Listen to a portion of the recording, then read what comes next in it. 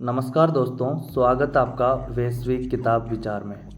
आज हम पढ़ने जा रहे हैं डॉक्टर एपीजे अब्दुल कलाम की महान पुस्तक इग्नाइटेड माइंड का एक महत्वपूर्ण अध्याय, जिसका नाम है राजनीति और धर्म से परे देशभक्ति।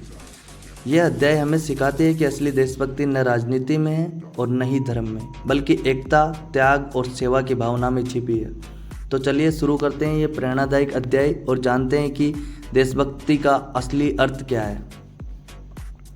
ये पुस्तक 12वीं कक्षा की छात्रा सनेल ठक्कर को समर्पित है।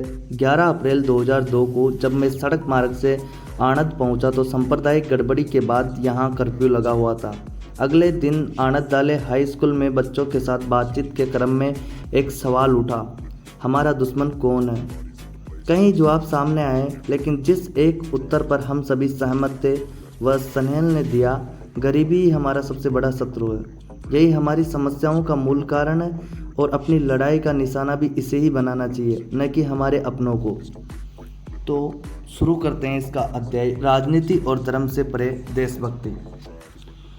मुझे मुक्त हो ऊंचे आकाश में प्रतिष्ठित होने की परवाह नहीं। मैं हजारों हजार नरक भी भोग सकता हूँ, पर दूसरों की भलाई का काम अनवरत एक गिरते झरने की तरह करता रहूँगा, यही मेरा धर्म है। स्वामी विवेकानंद जी ने कहा था ये बात। पैदल चलना मेरे जीवन का अहम हिस्सा रहा है। मैं जहाँ कहीं भी जाता हूँ इस बात की कोशिश करता हूँ कि सवेरे 5 किलोमीटर की सैर करूँ। मैं विशेष रूप से सूर्योदय का सौंदर्य, सूर्य के उदय होने से ठीक पहले ही लालिमा को देखने के लिए उत्साहित रहता हूँ, और मेरे कान उन आवाज़ों को सुनने के अभ्यस्त हो चले हैं जो इस ग्रह पर नए दिन का स्वागत करती प्रतीत होती है। मैं जितनी बार भी इस घटना को देखता हूँ, ठंडी हवा, पक्षियों का चहचहाना और सूरज उगना, तो ये सोचकर ठगा सा रह जाता हूँ कि इन सभी को एक साथ संभव बनाने के लिए प्रकृति ने कितने प्रयास किए होंगे। जब मैं ईश्वर का धन्यवाद करता हूँ, मेरा सौभाग्य है कि अपने काम के सिलसिले में मुझे ऐसी कई खूबसूरत जगहों पर जाने का मौका मिला जिन्होंने मुझे ब्रह्मांडीय वास्तविकता से रूबरू किया। ऐसी ही एक जगह है उड़ीसा में चंडीपुर। कोलकाता से बालासुर तक की दूरी 234 किलोमीटर है और उस शहर से 16 किलोमीटर दूर स्थित चंडीपुर, इसका अर्थ है देवी चंडी यानी दुर्गा का निवास। यहाँ का समुद्र तट निश्चित रूप से भारत के समुद्र तटों में से एक है। जब समुद्र की लहरें नीची होती है यानी भाटे की स्थिति होती है, तो अपनी संगीतमय गति से यहाँ लहरें 3 किलोमीटर पीछे तक लौट जाती है। इस एकांत समुद्र तट पर खड़े इमली के पेड़ों की सरसराहट और ठंडी बहती हवा अद्भुत सन्नाटा बुनती है। मैं इस तट पर पैदल चलते हुए सुवर्ण रेखा नदी के मुहाने तक जाता था। नदी का अथाह विस्तार और इसकी मुग्ध करती जल राशि किसी माया जाल से कम प्रतीत नहीं होती है। मैंने वहाँ सचमुच स्वर्गीय आनंद का अनुभव किया है। हमें भारतीय अंतरिक्ष अनुसंधान संगठन इसरो के श्री हरिकोटा परीक्षण स्थल से अलग अपने खुद के परीक्षण स्थल की आवश्यकता थी। सन 1989 में अंतरिक्ष परीक्षण स्थल ITR तैयार किया गया, जहां से परीक्षा पात्रों को प्रेक्षित किया जाता। यहाँ से बहुउद्देश्यीय त्रिशूल एक साथ कई ठिकानों पर मार करने की क्षमता वाली आकाश टैंक रोधी नाग, जमीन से जमीन पर मार करने वाली पृथ्वी, लंबी दूरी की अग्नि समेत विभिन्न श्रेणियों की मिसाइलों का परीक्षण किया गया है। सुपरसोनिक क्रूज मिसाइल विकसित करने के लिए स्थापित भारत रूस के संयुक्त उपक्रम ब्रह्मोस का भी इस परीक्षण स्थल से ही परीक्षण किया गया था। ITR से multi barrel rocket launcher, Pinaka तथा चालक रहित यान लक्ष्य सरीखे अभियानों का भी परीक्षण किया जा चुका। ITR को अत्याधुनिक उपकरणों से सुसज्जित कर हवा में मार करने वाले हथियारों तथा प्रणालियों के परीक्षण के योग्य बनाया गया है। मुख्य जोर जिन क्षेत्रों पर दिया जाता है वे हैं लंबी दूरी की मारक क्षमता वाले प्रक्षेपास्त्रों, हल्के लड़ाकू विमानों द्वारा इस्तेमाल किए जाने वाली शस्त्र प्रणालियों, कई ठिकानों पर मार करने की क्षमता वाली शस्त्र प्रणालियां और अत्यधिक तेज रफ्तार वाले प्रक्षेपास्त्र। अंतरिक्ष परीक्षण केंद्र ITR समुद्र तट पर 17 किलोमीटर तक के क्षेत्र में स्थापित है। तब परीक्षण किए जाने यान के उड़ान के मार्ग में निगरानी तंत्र लगाया गया है। यहाँ सचल और इलेक्ट्रो ऑप्टिकल निगरानी प्रणाली, सचल एस बैंड ट्रैकिंग रडार, स्थिर सी बैंड ट्रैकिंग रडार, स्थिर तथा सचल टेलीमेट्री प्रणाली, मौसम प्रणाली और रेंज सुरक्षा प्रणाली की व्यवस्था की गई। प्रक्षेपण के समय सुरक्षा संबंधी फैसलों की सहायता के लिए एक विशेषज्ञ प्रणाली भी विकसित की गई है। आरटीआर धीरे धीरे मगर निश्चित रूप से विश्व स्तरीय परीक्षण केंद्र बनता गया। जुलाई 1995 की गर्म और उमस भरी एक आंधी रात की बात है। हम पृथ्वी की लगातार चौथी सफल उड़ान के नतीजों पर चर्चा कर रहे थे। लोगों के चेहरों पर सफलता की खुशी थी, जश्न का माहौल था। 1200 लोगों की टीम का प्रतिनिधित्व करने वाली हम करीब 30 व्यक्ति जो वहां मौजूद थे कि जबान पर बस एक ही सवाल था, अब इसके बाद क्या। तोपखाने के महानिदेशक लेफ्टिनेंट जनरल रमेश खोसला ने सुझाव दिया कि सेना को जमीन पर 150 मीटर के दायरे में लक्ष्य पर सटीक मार करने वाली परीक्षण उड़ान की आवश्यकता है। तकनीकी शब्दावली में इसे सर्कुलर एरर प्रोबेबिलिटी CEP कहा जाता है। हमने पूर्वी भारत के भौतिक नक्शे को देखा। एक नक्शे पर आरटीआर के 70 से 80 किलोमीटर के दायरे में 5 छोटे बिंदु दिखाई दे रहे थे। ये व्हेलर द्वीप समूह था। हम कुछ स्वाभाविक कारणों से राजस्थान के रेगिस्तान में नहीं जा सकते थे। अंडमान और निकोबार द्वीप समूह काफ़ी दूर थे। हमने तय किया कि मिसाइल के प्रभाव के परीक्षण के लिए व्हेलर द्वीप ही सही जगह है। उस क्षेत्र के सर्वेक्षण के लिए एक हेलीकॉप्टर का इस्तेमाल किया गया। किसी ने सुझाव दिया कि इन द्वीपों तक मार्गदर्शन के लिए मछुआरे की मदद लेनी चाहिए। मेरे दो सहयोगी सारस्वत तथा सलवार कार में धामरा नामक जगह तक गए। वहाँ से उन्होंने 250 रुपये में किराए पर एक दिन के लिए नाव ली।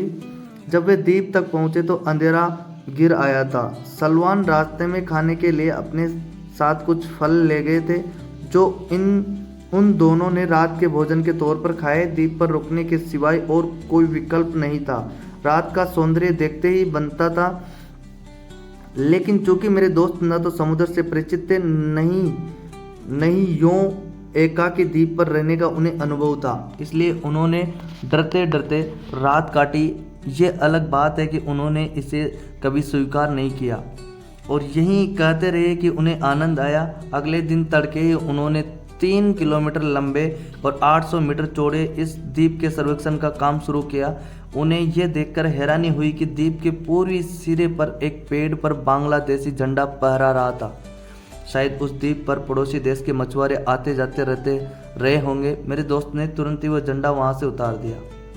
अब तक काम में तेजी आ गई थी। वन एवं पर्यावरण विभाग के अधिकारियों समेत जिला प्रशासन के प्रतिनिधित्वों ने भी द्वीप से दौरा किया। जल्द ही मुझे उस द्वीप के अधिग्रहण के लिए रक्षा मंत्री की मंजूरी मिल गई। उड़ीसा सरकार तथा वन विभाग के साथ मिलकर भूमि हस्तांतरण की औपचारिकता पूरी कर ली गई। मैं स्वयं संबंधित अधिकारी से व्यक्तिगत रूप से मिला ताकि फाइल को मुख्यमंत्री तक पहुंचाया जा सके। मैंने मुख्यमंत्री को पत्र लिखकर विस्तार से सारी बात समझाई कि हमें DRDO के प्रयोग के लिए परीक्षण स्थल के तौर पर इन द्वीपों की जरूरत है। औपचारिक रूप से आवेदन करने से पहले ही हम पूरी तैयारी कर चुके थे। आसपास के क्षेत्र में मत्स्य गतिविधियों, कछुओं के प्रवास को होने वाली क्षति तथा द्वीप की कीमतों से संबंधित अपेक्षित प्रश्न उभरे। 10 दिन के भीतर ही हमें मुख्यमंत्री के साथ बैठक का समय मिला। मैंने मुख्यमंत्री बीजू पटनायक के बारे में काफ़ी कुछ सुन रखा था, खासकर उनके पायलट जीवन के दिनों और राष्ट्रपति श्री सुकर्ण के साथ उनकी दोस्ती के बारे में। मेजर जनरल NK सिंह तथा सलवान के साथ जब मैं मुख्यमंत्री के कक्ष में पहुंचा तो उन्होंने गर्मजोशी से हमारा स्वागत किया। मुझसे मुखातिब होकर वे बोले, मेरे दोस्त कलाम, डॉक्टर साराभाई के समय से लेकर अब तक मैं आपके काम को देखते आया हूँ। आप कुछ भी मांगे मैं दूंगा। मेरे सामने ही उन्होंने उड़ीसा सरकार के उस निर्णय पर हस्ताक्षर किए जिसके अनुसार वे चारों द्वीप DRDO को सौंप दिए गए और फिर वे बोले, मैंने उस बात की मंजूरी दे दी है जो आपने मांगी थी। मुझे विश्वास है अब आप इसका इस्तेमाल कर पाएंगे। आपका अभिमान, ये प्रक्षेपात्र कार्यक्रम देश के लिए बहुत महत्वपूर्ण है। उड़ीसा से जो भी आप चाहेंगे वह आपको अवश्य मिलेगा। फिर अचानक ही भरपूर अधिकार के साथ उन्होंने मुझसे कहा, आपको मुझे एक वादा और देश को आश्वासन देना होगा। जिस दिन भारत अपना स्वयं का ICBS तैयार कर लेगा उस दिन मैं अपने आप को अधिक ताकतवर भारतीय मान लूँगा। कमरे में चुप्पी छा गई। मुझे तुरंत जवाब देना था। बीजू पटनायक दरअसल जबरदस्त व्यक्तित्व वाले ऐसे प्रभावशाली नेता थे जिसका देश प्रेम राजनीति के दायरे को भी लांघ गया था। मैंने उनकी आंखों में आंखें मिलाते हुए कहा, सर हम आपके इस अभियान के लिए काम करेंगे, मैं आपके विचारों पर दिल्ली में चर्चा करूंगा। लगभग 40 वर्ष पहले हिम्मती बिजोयदा बिजू पटनायक अपने कलिंग एयरवेज के जहाज को स्वयं उड़ाकर जकार्ता ले गए थे, जहां छापामार युद्ध लड़ रहे सुकर्ण हाल ही में पिता बने थे। सुकर्ण की पत्नी ने एक बेटी को जन्म दिया था। सम्मान एवं प्रेम से भावाभिभूत सुकर्ण ने अपनी बेटी का नाम रखने का अनुरोध अपने दोस्त से किया। बिज्जू दा ने उन बादलों को देखा जो मानो बच्ची के जन्म पर बधाई देने के लिए गिर आए थे।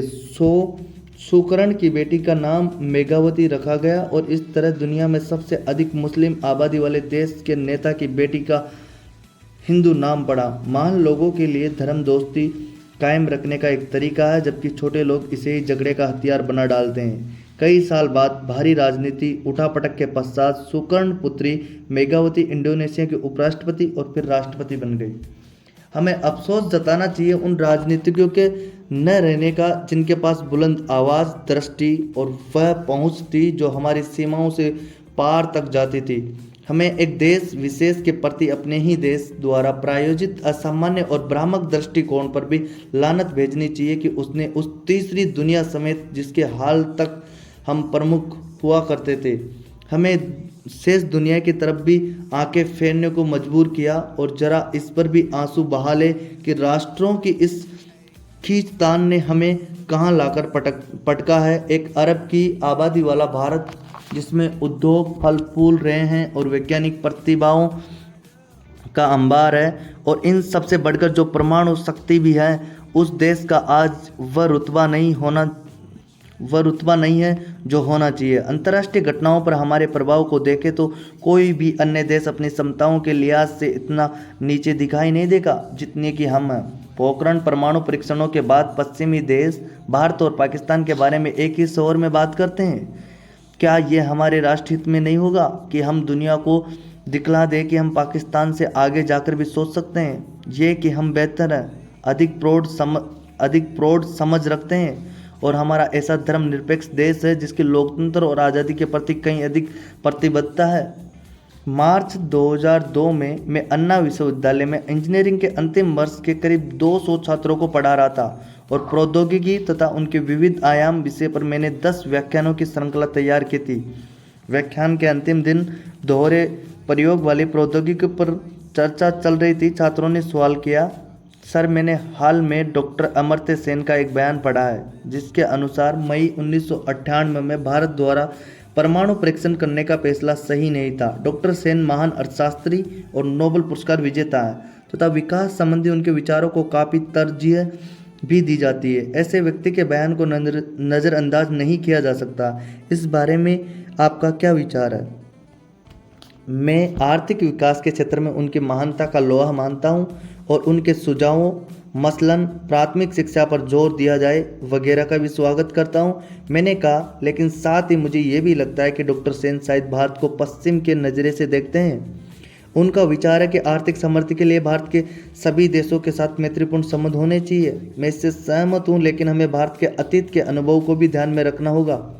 पंडित नेहरू ने संयुक्त राष्ट्र में परमाणु प्रसार के विरोध में भाषण दिया था और किसी भी देश के पास परमाणु हथियार के न होने की वकालत की थी, लेकिन नतीजा क्या रहा ये हम सभी जानते हैं। हमें यह पता होना चाहिए कि अमेरिकी धरती पर 10,000 से अधिक परमाणु प्रक्षेपास्त्र है। रूस के पास भी 10,000 परमाणु प्रक्षेपास्त्र मौजूद है और इंग्लैंड, चीन, फ्रांस, पाकिस्तान और अन्य देशों के पास भी ये भारी संख्या में है। स्टार्ट सेकंड तथा अमेरिकी और रूस के बीच हाल ही में हुए समझौते के तहत इनकी संख्या घटाकर इनमें प्रत्येक के पास 2,000 प्रक्षेपास्त्र करने की है, लेकिन ये समझौता भी अभी लड़खड़ा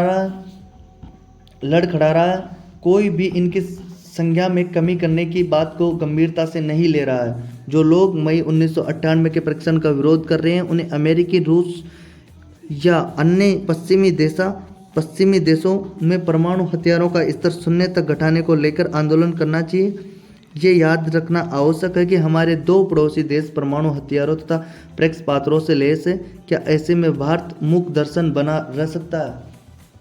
पिछले 3000 वर्षों में भारत पर एक एक कर कई हमलेवारों ने हमले किए, जिसमें इंग्लैंड, फ्रांस, डच और पुर्तगाल शामिल है, जो अपने प्रदेशों का विस्तार करने या धर्म का प्रसार करने अथवा हमारे देश की दौलत को लूटने के इरादे से यहाँ आए थे। भारत ने कभी अन्य देशों पर कोई हमला क्यों नहीं किया? क्या इसलिए कि हमारा राजा महाराजा बहादुर नहीं थे?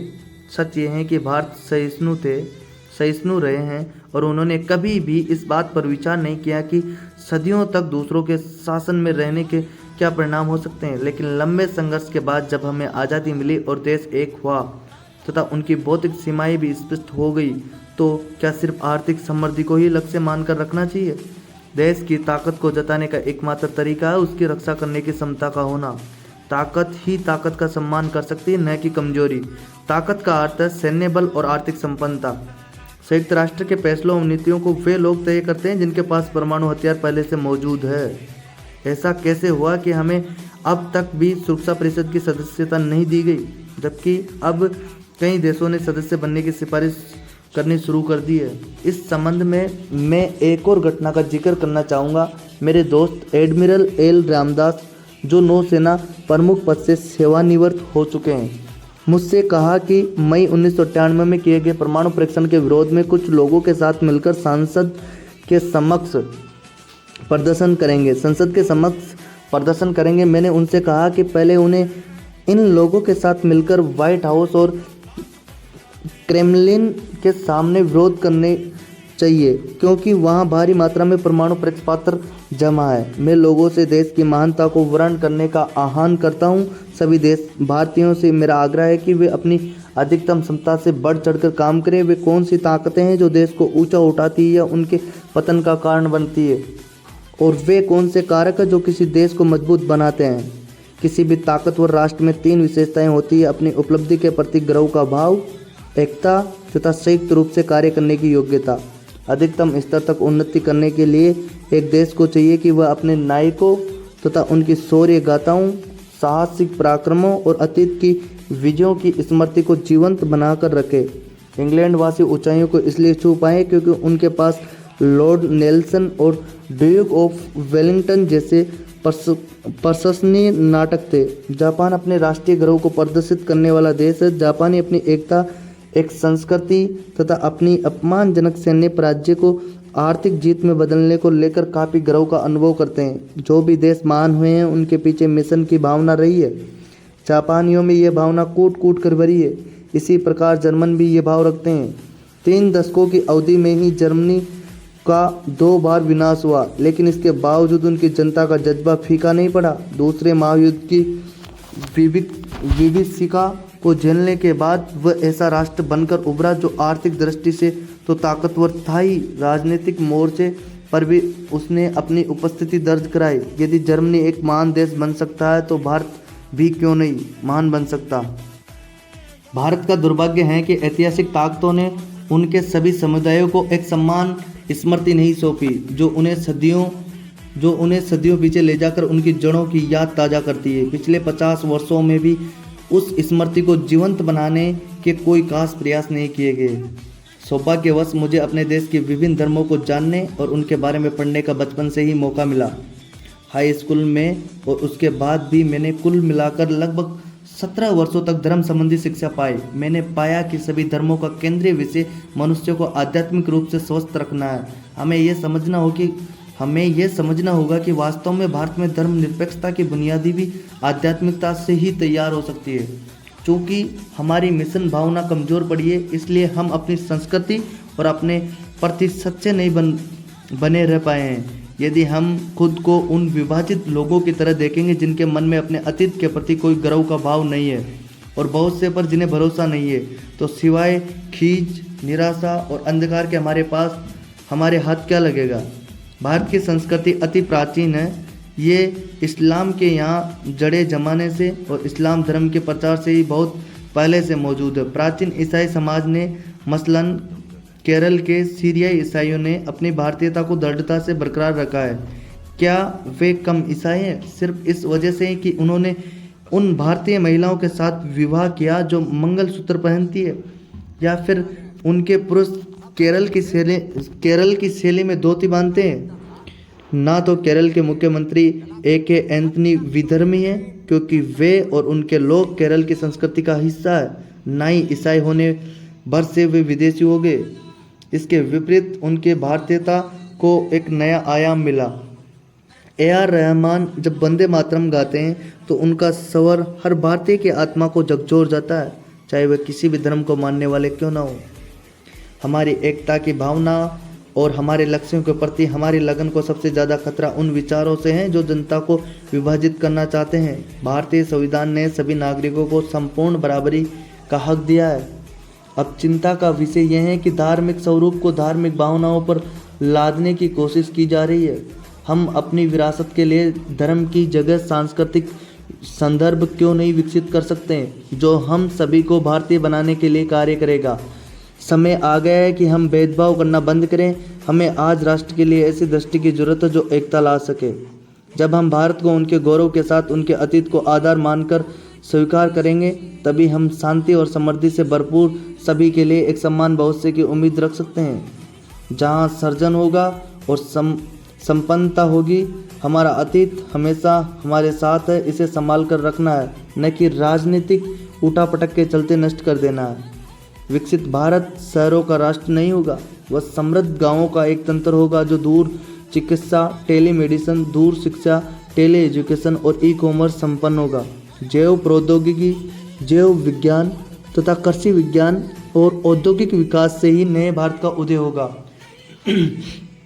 राजनीतिक नेता उस उत्साही भावना को लेकर काम करेंगे कि राष्ट्र का स्थान व्यक्तिगत हितों और राजनीतिक पार्टियों से ऊपर है। ये दृष्टिकोण ग्रामीण शहरी विभेद को कम से कम करेगा, क्योंकि देहातों में भी प्रगति होगी और शहरी आबादी प्रकृति के बेहतरीन उत्पाद को संपदा का लाभ उठाने के लिए ग्रामीण इलाकों में प्रवास करेगी। हमारे नेतृत्व के समक्ष सबसे आवश्यक और महत्वपूर्ण चुनौती रचनात्मक बदलाव लाने की सभी ताकतों को एकजुट करने और उन्हें अभियान के लिए प्रेरित करने की है। भारत एक अरब की आबादी वाला विभिन्न धर्मों और समुदायों का देश है।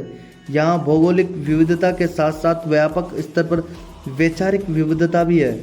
यह हमारी सबसे बड़ी ताकत है। दरअसल खंडित सोच, खांचाबंद योजनाएं और अलग अलग किए गए प्रयासों के कुछ विशेष परिणाम नहीं निकलेंगे। समरस भारत के निर्माण के लिए लोगों को एक साथ आना होगा। विकसित भारत की दूसरी परिकल्पना ही यहाँ पुनर्जागरण लाएगी। शक्तिशाली भारत के निर्माण का दायित्व दूरदृष्टि संपन्न राजनीतिक नेतृत्व के हाथों में है। सार, असफलता के बीच ही सफलता की गाथाएं जन्म लेती है। अफरात भरी के बादलों के बीच से ही उम्मीद की किरणें दिखाई देती है और समस्याओं से ही आश्वासन भी मिलते हैं। तरह तरह के धर्म और विचारों को समेटे हुए हम एक अरब लोग हैं। एक स्पष्ट राष्ट्रीय परिकल्पना के आवास में देश का ताना बाना उधेड़ने लगता है, जो हमें कमज़ोर बनाता है। इस ताने बाने को मजबूत बनाने और हम सभी को एक राष्ट्रीय मंच पर जोड़ने की ज़रूरत है। तो दोस्तों, ये था इग्नाइटेड माइंड का एक बेहद प्रेरणादायक अध्याय।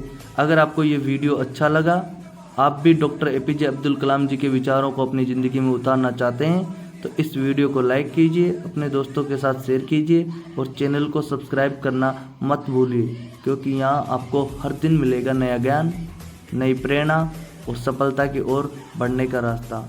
मिलते हैं अगले वीडियो में। जब तक पढ़ते रहिए, बढ़ते रहिए और अपने सपनों को हकीकत में बदलते रहिए।